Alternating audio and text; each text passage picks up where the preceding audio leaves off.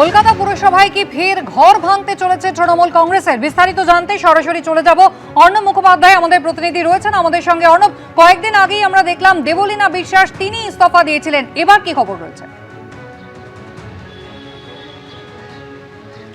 দেখো, কয়েকদিন আগেই বোরো নাইনের যিনি চেয়ারপারসন ছিলেন দেবলীনা বিশ্বাস, তিনি হচ্ছেন সেই বোরো চেয়ারপারসন থেকে ইস্তফা তিনি দিয়েছেন। তিনি আর বোরো চেয়ারপারসনের ঘরেও যাচ্ছেন না এবং চাবিও হ্যান্ডওভার করে দিয়েছেন। এবং আজকে যেটা সূত্র মারফত জানা যাচ্ছে যে আরও দুজনের কিন্তু পদত্যাগ করার সম্ভাবনা রয়েছে। তার মধ্যে একজন হচ্ছেন বোরো চেয়ারপারসন এবং দ্বিতীয়জন হচ্ছেন অ্যাকাউন্টস কমিটি যেটা রয়েছে তার এক সদস্য। তিনি এখানে আজকে পদত্যাগপত্র জমা দিতে পারেন। বিকালের দিকে আজকে তাদের আসার কথা রয়েছে এবং যেমনটা জানা যাচ্ছে যে তারা মেয়রের কাছে, এবং যদি মেয়র না থাকেন সেক্ষেত্রে তারা কমিশনারের কাছে তারা কিন্তু তাদের এই পদত্যাগপত্র জমা দিতে পারেন, এরকম একটা সম্ভাবনা উঠে আসছে।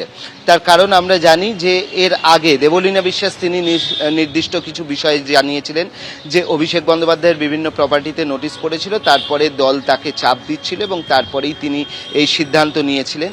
কিন্তু আজকে যাদের সম্ভাবনা উঠে আসছে বা যে জল্পনাটা রয়েছে তারা কি কারণে পদত্যাগ করছেন এখনো অবধি সেটা জানা যায়নি, কিন্তু এটা সম্ভাবনা রয়েছে যে বিকালেই তারা আসবেন এক চেয়ারপারসন এবং তার সঙ্গে থাকবেন হচ্ছে বা তার সঙ্গে আলাদাভাবেও আসতে পারেন অ্যাকাউন্টস কমিটির এক সদস্য। অ্যাকাউন্টস যে কমিটিটা রয়েছে সেটা হচ্ছে 8 জনের একটা কমিটি রয়েছে। তার মাথায় রয়েছেন অর্থাৎ চেয়ারপারসন হচ্ছেন মধুচ্ছন্দা দেব এবং তিনি হচ্ছেন একমাত্র বিরোধী, বাদবাকি যারা রয়েছেন তারা সবাই হচ্ছেন তৃণমূল কংগ্রেসেরই। তো সেই তাদের মধ্যে থেকেই একজন তিনি হচ্ছেন, এই রকম সম্ভাবনা জানা যাচ্ছে যে তিনি পদত্যাগ করতে পারেন।